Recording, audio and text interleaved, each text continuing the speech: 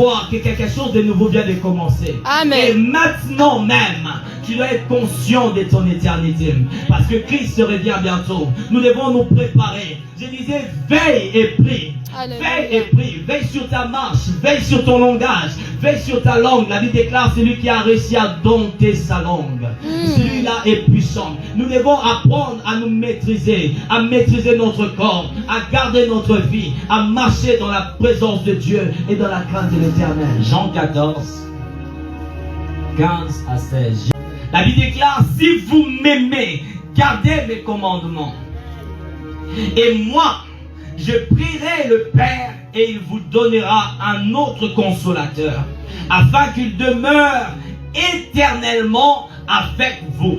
Alors que nous sommes en train de parler sur où vivras-tu ton éternité, j'ai jugé qu'il était utile de parler de ces passages à l'église de Dieu. La Bible déclare premièrement, si vous m'aimez, gardez mes commandements. Vous devez savoir une chose, lorsque nous prêchons la loi en ces temps de la grâce, c'est parce que nous avons compris ce que l'Éternel avait déjà compris dès les commencements. C'est parce qu'il savait que dans l'homme, il y a quelque chose qui l'empêche de se soumettre à sa volonté. Il y a quelque chose, la loi du péché, qui lui pousse à être désobéissant. Voilà pourquoi il avait déjà envoyé la loi. Lorsque nous voyons l'apôtre Paul en train de parler à des églises et en train de donner des instructions aux églises, c'est tout simplement parce qu'il est parvenu à la compréhension que ce que Dieu avait commencé était bon pour les hommes.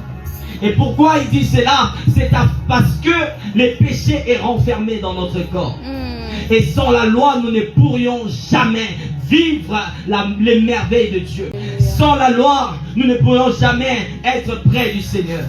Voilà pourquoi le Christ lui-même, venu sur la terre, revêtu d'un corps, il pouvait passer des temps et des heures à prier et à jeûner. On peut se poser la question, lui qui était Dieu, pourquoi jeûnait-il? Lui qui était Dieu, pourquoi il priait?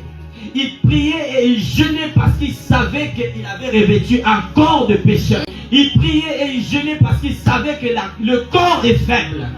Et voilà pourquoi nous devons comprendre que nous devons garder ces commandements. Et la Bible déclare plus loin, et moi je prierai le Père et il vous donnera un autre consolateur, afin qu'il demeure éternellement avec vous. Si quelqu'un a reçu le Saint-Esprit, dit Alléluia. Amen.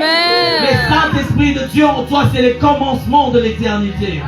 Ce que tu attends demain, c'est aujourd'hui que c'est déjà commencé, c'est toi qui es en retard. Ce que tu espères voir demain, tu peux le voir aujourd'hui. Ton éternité, c'est maintenant. C'est maintenant que tu commences à te préparer. C'est maintenant que tu commences à t'arranger, à t'aligner conformément aux Écritures, conformément à la voix de l'Esprit Saint, afin d'expérimenter l'éternité. Nous sommes en train de vivre l'éternité dans le temps. L'éternité, c'est l'Éternel lui-même. Voilà pourquoi l'Esprit, lorsqu'il vient en vous, il demeure éternellement. Parce que c'est l'Esprit éternel.